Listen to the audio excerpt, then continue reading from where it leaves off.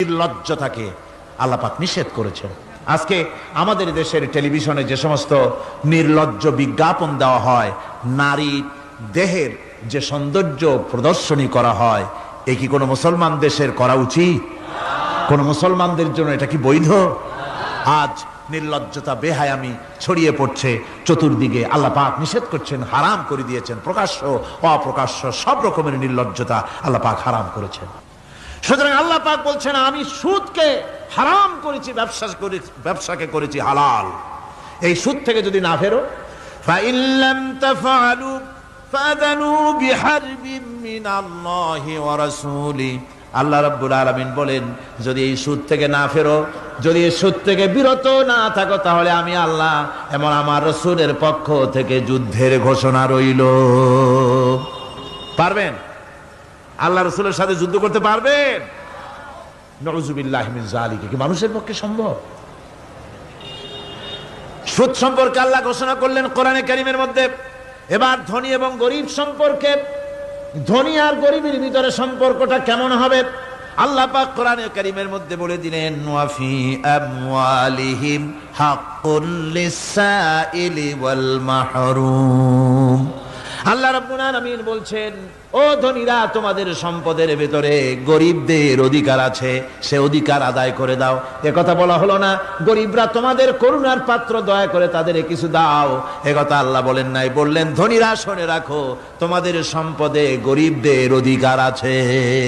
অধিকার, এই অধিকার তাদের ফিরিয়ে দাও। এরপরে আল্লাহ পাক বললেন, কাইলা ইয়াকুনা দুলাতাম বাইনাল আগনিয়াই মিনকুম। তোমাদের সম্পদগুলি যেন তোমাদের ধনশালী লোকদের হাতে যেন পুঞ্জীভূত না হয়ে যায়। দেশের সমস্ত সম্পদ গুটি কতক লোকের হাতে যেন পুঞ্জীভূত না হয়, বরং তার যাকাত, ফিতরা, সাদকা, এককালীন দান ইত্যাদির মাধ্যমে জনগণের কাছে যেন তা পৌঁছে যায়, এক জায়গায় যেন পুঞ্জীভূত হয়ে না থাকে। এভাবে করে আল্লাহ পাক মানুষের জীবনের সাথে সম্পৃক্ত কথাগুলি বলছেন।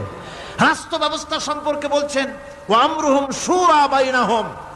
রাষ্ট্র পরিচালনা করতে গিয়ে তাদের সাথে পরামর্শ ভিত্তিক রাষ্ট্র চালাও, স্বৈরাচার হয়ে ক্ষমতায় বসে থেকো না। ইচ্ছে মাফিক দেশ চালায়ও না, ডিক্টেটর হয়েও না, পরামর্শ ভিত্তিক দেশ পরিচালনা করো। এভাবে করে আল্লাহ রাব্বুল আলামিন রাষ্ট্রপ্রধানকে বললেন, ওয়াসাবিরুহুম ফিল আমর। প্রত্যেকটি ব্যাপারে, রাষ্ট্রের সব ব্যাপারে তাদের সঙ্গে পরামর্শ করে নাও, পরামর্শ সবার সঙ্গে পরামর্শ করে পরামর্শের ভিত্তিতে কাজ করো, এমনি স্বৈরাচার হিসাবে কাজ করো না। কোরআন প্রবর্তিত সমাজ সকল নাগরিকের মৌলিক অধিকারের গ্যারান্টি দিয়েছে। জোরে কান সুবহানাল্লাহ। এখন আমি যে কথাগুলি বলবো, এই কথাগুলি শুধু মুসলমানদের জন্য নয়, হিন্দু, মুসলমান, খ্রিস্টান, বৌদ্ধ, নারী পুরুষ, সাদা কালো, বর্ণ ভাষা, দল মত নির্বিশেষে সমস্ত মানুষের জন্য নাগরিক অধিকারের গ্যারান্টি দিচ্ছে কে? আল্লাহ পাক। জোরে বলেন, কে দিচ্ছেন? আল্লাহ পাক। আল্লাহ পাক জীবনের নিরাপত্তা দিচ্ছেন। কোরআনের আইন যদি চালু হয়, নাগরিকদের জীবনের নিরাপত্তা লাভ হবে। জোরে কান সুবহানাল্লাহ। কিভাবে হবে? আল্লাহ রাব্বুল আলামিন বলেন, ওয়ালা তাকতুলুন নাফসাল্লাতী হারামাল্লাহু ইল্লা বিল হক। আল্লাহ পাক বলছেন, যে জীবনকে আল্লাহ হারাম সম্মানী করেছেন, ন্যায় ব্যতীত তাকে খবরদার হত্যা করো না। মানুষকে হত্যা করো না, খবরদার হত্যা করো না। আল্লাহ পাক হত্যা নিষিদ্ধ ঘোষণা করে দিলেন। আর বললেন, মান কাতালা নাফসান বিগাইরি নাফসিন আও ফাসাদিন ফাকান্নামা কাতালান নাস জামিআ। কেউ যদি কোন নরহত্যা এবং বিপর্যয় সৃষ্টি করে, কোন অপরাধ ছাড়া যদি কেউ কোন নির্দিষ্ট অভিযোগ, তাকে হত্যার শাস্তি দেওয়া যায় কোরআন অনুযায়ী, এরকম ছাড়া যদি অন্যায়ভাবে কেউ কাউকে হত্যা করে, তাহলে একটা লোক হত্যা করা নয়, একটা মানুষ হত্যা করার অর্থ হলো গোটা বিশ্বের সমস্ত মানুষকে হত্যা করা। কে বলছেন এ কথা? আল্লাহ পাক বলছেন। আর একটা মানুষকে যদি বাঁচায় দেওয়া যায়, তাহলে সে যেন গোটা পৃথিবীর সমস্ত মানুষকে বাঁচায় দিল। এ কথা কে বললেন? আল্লাহ সুবহানাহু ওয়া তাআলা বলেছেন। এরপরে নরহত্যা যারা করবে তাদের জন্য রয়েছে শাস্তি। কি শাস্তি?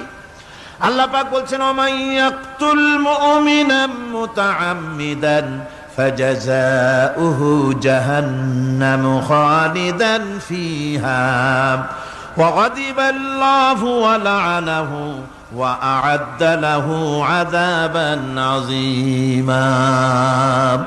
আল্লাহ পাক বলছেন ওমান ইয়াকতুল মুমিনান মুতাআম্মিদান, যে ব্যক্তি কোনো মুমিনকে ইচ্ছে করে হত্যা করলো, ফাজাযাউহু জাহান্নাম, তার শাস্তি কি?